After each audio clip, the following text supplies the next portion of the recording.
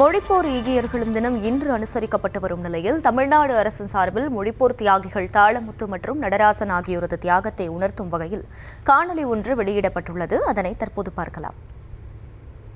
1938ஆம் ஆண்டு இந்தியா விடுதலை பெறுவதற்கு முன்பான காலகட்டம்.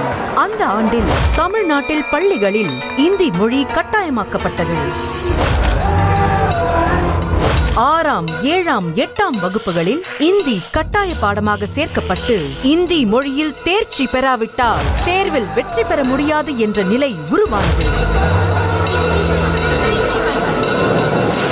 இந்த அறிவிப்பு தமிழ்நாட்டில் ஒரு பெரும் மொழி போராட்டத்தின் தொடக்கமாக மாறியது. 1938 ஜூன் 3 அன்று தொடங்கிய இந்தி மொழிக்கு எதிரான போராட்டம் மாநிலம் முழுவதும் பரவி பல தலைவர்கள் முன்னிலையில் 1.5 ஆண்டுகளுக்கும் மேலாக தொடர்ந்து நடைபெற்றது. இந்த போராட்டத்தில் மாணவர்கள் உட்பட பலரும் பங்கேற்றனர். பலர் கைது செய்யப்பட்டு சிறைகளிலும் அடைக்கப்பட்டனர். சென்னை பெரம்பூர் பண்ணைக்கார ஆண்டியப்பன் தெருவில் வசித்த லட்சுமணன் அம்மாக்கண்ணு இணையருக்கு 1919ஆம் ஆண்டில் பிறந்தவர் திரு நடராசன்.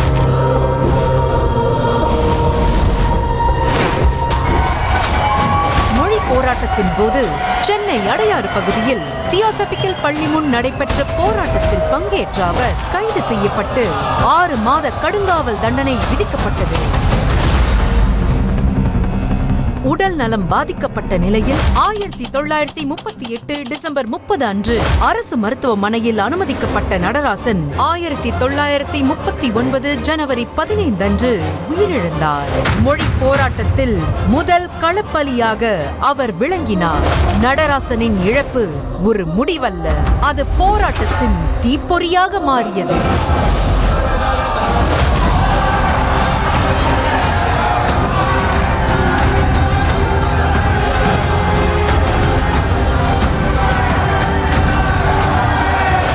மாதங்களுக்கு பிறகு தஞ்சை மாவட்டம் கும்பகோணத்தை சேர்ந்த வேல்முருகன் மீனாட்சி இணையரின் மகனான திரு தாளமுத்து இந்தி எதிர்ப்பு போராட்டத்தில் பங்கேற்ற அவர் கைது செய்யப்பட்டு அவருக்கு 6 மாத கடுங்காவல் தண்டனையும் 15 ரூபாய் அபராதமும் விதிக்கப்பட்டது.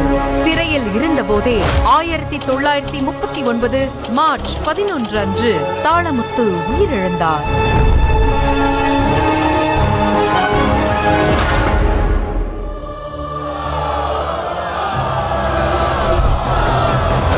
முதற்கட்ட மொழிப்போரின் வெற்றி வெளிச்சத்திற்கு ஒளிவிளக்குகளாய் நின்று உயிர் துறந்த நடராசன் மற்றும் தாளமுத்து ஆகியோரின் தியாகத்தை போற்றும் வகையில் சென்னை மூலக்கொத்தளத்தில் அமைக்கப்பட்ட அவர்களது நினைவிடம் தந்தை ஈவேரா பெரியார் அவர்களால் திறந்து வைக்கப்பட்டது.